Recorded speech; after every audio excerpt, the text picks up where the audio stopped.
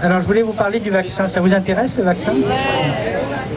Il y a un journaliste qui m'a demandé l'autre jour, dites-nous ce que vous pensez du nouveau vaccin. J'ai dit je ne sais pas, je ne suis pas journaliste.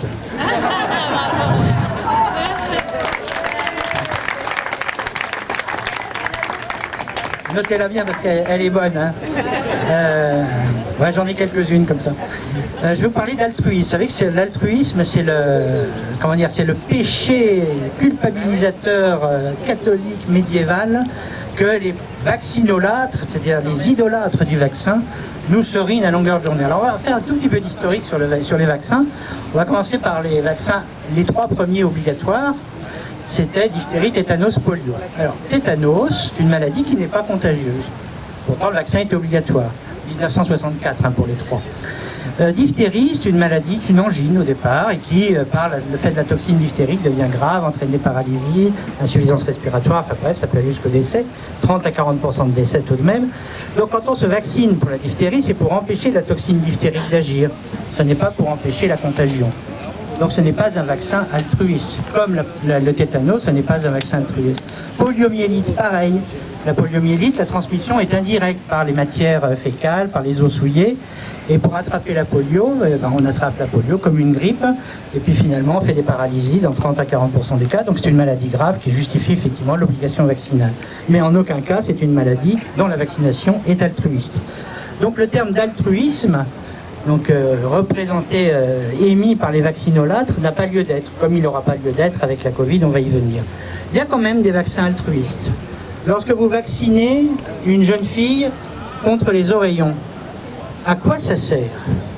Les oreillons, c'est pas une maladie grave. Ça peut entraîner quelquefois des méningites, mais elles sont toujours bénignes. Et les oreillons chez la femme, excusez-moi, c'est rien. Or, ce qui est embêtant avec les oreillons, c'est lorsque ça touche les roubignoles du petit garçon, parce que ça peut entraîner des atrophies testiculaires et donc des stérilités. Et là, c'est plus embêtant. Ça arrive exceptionnellement, mais ça peut arriver. Donc, vacciner les filles contre les oreillons, c'est être altruiste vis-à-vis des complications chez les garçons. Là, le vaccin est altruiste. De même, la rubéole. La rubéole est une maladie parfaitement bénigne, des petits boutons ou le plus souvent, rien du tout. Eh bien, on vaccine les garçons. Pourquoi faire? Ils ne seront jamais enceints, les garçons. Alors que les filles, elles peuvent être enceintes avec la rubéole. Et là, c'est grave. Ça arrive exceptionnellement. 5 à 10 cas par an en France, pas plus. Il y a néanmoins la vaccination contre la rubéole chez les garçons. C'est pour éviter que les filles ne l'attrapent. Et donc, c'est une vaccination altruiste. Voilà les vraies 2 seules vaccinations altruistes que je connaisse. Puisqu'on se guérit mutuellement et on apporte aux autres les anticorps dans ce qu'on appelle l'immunité collective, immunité artificielle liée au vaccin, mais pas immunité naturelle. Vous remarquerez que si vous lisez la presse à l'heure actuelle, personne ne sait plus ce que c'est qu'une immunité naturelle. L'immunité naturelle, c'est par exemple celle de la varicelle, c'est la maladie la plus contagieuse, parfaitement bénigne, sauf les boutons, si on gratte, ça fait des cicatrices. Mais à part ça, avoir la varicelle, c'est être tranquille pour toute sa vie, sauf peut-être une éruption de zona plus tard, lorsqu'on sera plus âgé. Donc voilà ce que c'est que le coup de Jarnac, la botte de Nevers, le péché culpabilisateur des vaccinolâtres, c'est l'altruisme. Donc qu'est-ce qu'il nous reste pour la Covid? La Covid, c'est, on nous dit, si vous vous vaccinez, de toute façon, ça n'empêche pas la contagion. Il est où l'altruisme? Si ça n'empêche pas la contagion, il est où l'altruisme? Et alors donc, moi je me pose des questions, mais alors d'où il vient cet altruisme? Eh bien, en tous les cas, pas pour un certain nombre de choses que je vais vous énumérer, pas pour les chocs anaphylactiques dans 1 pour 100 000 cas, pas pour beaucoup d'effets indésirables, 2,8% dans les 5 premiers jours post-vaccinaux, et je parle des effets indésirables graves qui empêchent le travail, qui nécessitent une consultation ou une hospitalisation ou un arrêt de travail. Est-ce que l'altruisme, c'est pour les hommes ou les femmes en âge de procréer?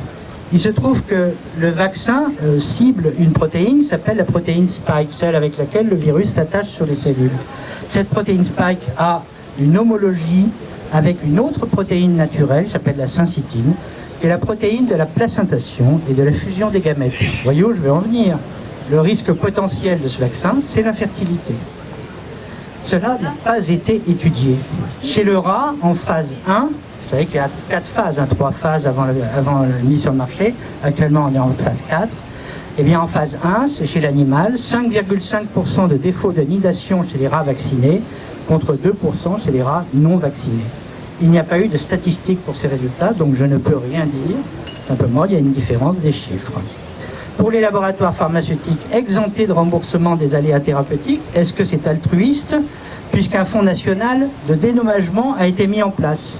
Qui va payer pour les effets secondaires dus au laboratoire, dus au vaccin du laboratoire? C'est nous, c'est notre argent. Pour les familles des patients en EHPAD, le consentement demandé n'est ni clair, ni loyal, ni approprié. Et sans base scientifique, les études n'ont pas été menées au-dessus de 75 ans. Donc on est en train de vacciner dans les EHPAD des gens pour lesquels on n'a jamais testé le vaccin. Il faut le savoir. En effet, ils ne respectent pas les règles de la bioéthique issues du code de Nuremberg ou des sacrifiés d'Alabama. Je vous rappelle cette expérience faite aux États-Unis sur la syphilis, où on n'a pas volontairement traité les Noirs souffrant de la syphilis pour voir l'évolution naturelle de la maladie.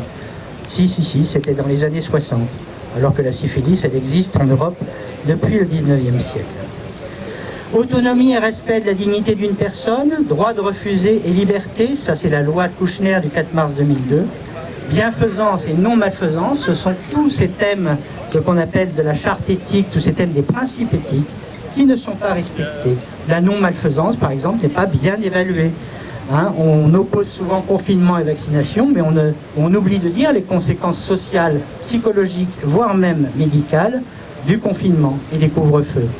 La concaténation de la vaccination avec des actes de la vie civile, voyage, aller au restaurant, aller au cinéma, etc. Ça vous paraît pas bizarre, ça? Ah non, c'est pas obligatoire, mais finalement, si vous le faites pas, vous ne pourrez pas faire. Donc ça devient obligatoire. C'est ça l'équité, c'est ça l'altruisme. Équité et justice, dernier principe éthique bafoué. Accès identique de tout le monde à la vaccination. Vous avez vu les problèmes d'approvisionnement qu'on a en ce moment? Bref, ça me fait rire, mais c'est pas drôle. Bref, non-respect des principes de l'éthique médicale à tous les niveaux, qui nous prémunissent, lesquels nous prémunissent contre l'arbitraire du prince. Car en effet, je suis tellement déçu par le professeur Delfrécy, qui est le président du conseil scientifique, qui est aussi, si vous ne le savez pas, le président du conseil national d'éthique. Eh oui, c'est le même, Jean-François Delfrécy. Pour littéral. Alors, qu'est-ce qui nous attend? Maintenant, on a des mutants qui arrivent. Donc, on a le mutant sud-africain qui, paraît-il, fait des bonds un peu plus lourds que les autres. Donc, on est passé de 1 mètre à 2 mètres de distanciation. On va faire un vaccin tous les 3 mois pour ces mutants, parce qu'il paraît que Pfizer, le Pfizer BioNTech, ils sont capables de faire un vaccin tous les 3 mois pour les variants pour lesquels leur vaccin ne marcherait pas. Donc ça va être ça notre vie, ça va être vacciner tous les 3 mois, porter le masque ad vitam aeternam et se confiner de temps en temps. C'est ça notre vie qui nous attend? Pour une immunité collective de 80%, cette immunité qui ne sera jamais naturelle, les études sont menées en fait sur les vaccins entre 20 et 75 ans. Donc on n'a pas étudié les personnes les plus âgées, on n'a pas étudié les plus jeunes. L'efficacité dans cette tranche de population est de 90%, acceptons-le.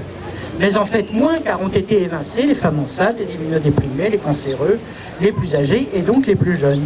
On peut donc plutôt tabler sur 55% d'efficacité.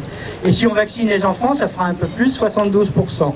On n'obtiendra pas les 80% d'immunité collective espérée.